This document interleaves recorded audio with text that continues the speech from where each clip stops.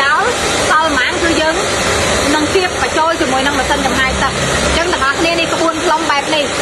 ណាទៅអ្នកជំនាញកាន់ហើយហើយឆាប់ស្ងួតមែនតើទាំងអស់គ្នាផ្លុំមកលើស្ងួតបាច់ទេណា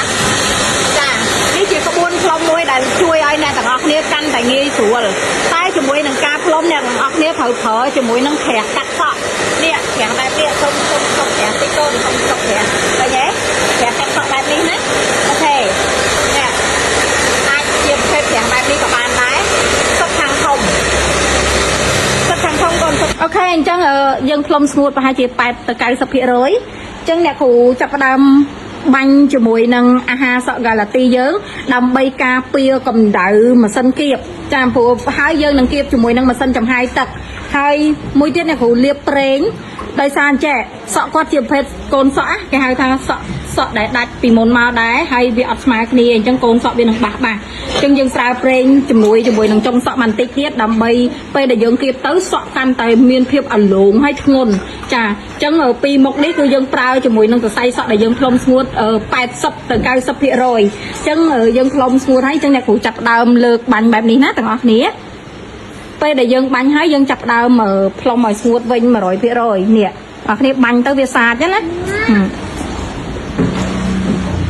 អញ្ចឹងបើសិននៅពេលដែលអ្នកទាំងអស់គ្នាបាញ់អាហារសក់អ្នកទាំងអស់គ្នាអាចបិទកង្ហើលឬមួយក៏អីសិនណាដើម្បីកុំឲ្យចំហាយនៃថ្នាំ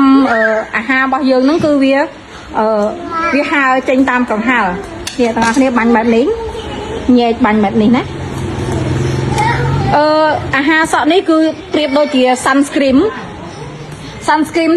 ដែលយើងលាបនៅលើផ្ទៃមុខដែរវាជួយការពារកម្ដៅថ្ងៃនៅពេលដែលទាំងអស់គ្នាដើរចេញត្រូវថ្ងៃក្ដៅជាពិសេសសរសៃសក់យើងដែលលេងអស់សកាសក់ហើយសក់បែបនេះគឺ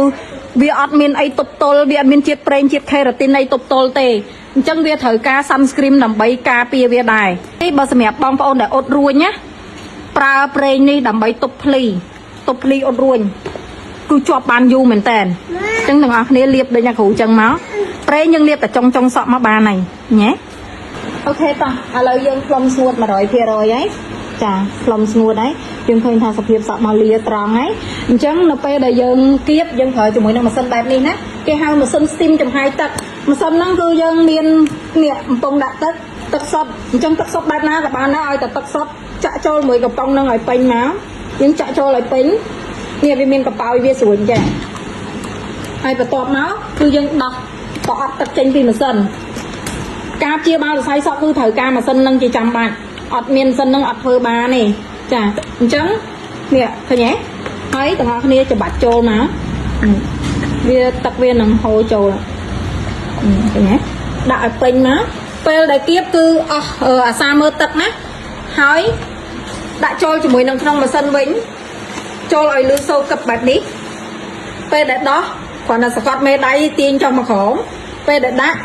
រុញមេដៃចូលវិញលឺសូរកឹបបែបហ្នឹងហើយអ្នកគ្នាដោតដុយ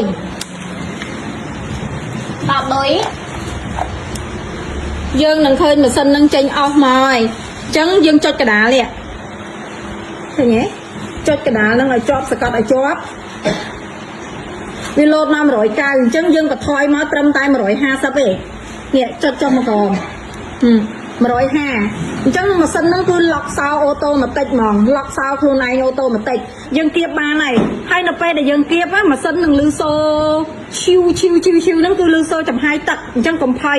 វានឹងបញ្ចេញជាតិទឹកចូលទៅក្នុងសរសៃសក់ហ្នឹងដើម្បីបង្ហាត់ខេរ៉ាទីនឲ្យចូលដល់បដូរសក់ចាអញ្ចឹងម៉ាស៊ីននេះគឺមានជាតិទឹកនៅពេលដែលវាបញ្ចេញជាតិទឹកមកវាលឺសូហើយអញ្ចឹងយើងអាចគៀបបានហើយឥឡូវវាលោតដល់150ហើយយើងគៀបវាបានហើយកម្ដៅវាមានក្រាស់ណាវាមានក្រាស់ជួយសុទ្ធនៅក្នុងនឹងហើយស្រាប់ទៀតចាអញ្ចឹងយើងអាចគៀបបានហើយតោះអញ្ចឹងមកមើលជាមួយការគៀបរបស់អ្នកគ្រូថាគៀបបែបណា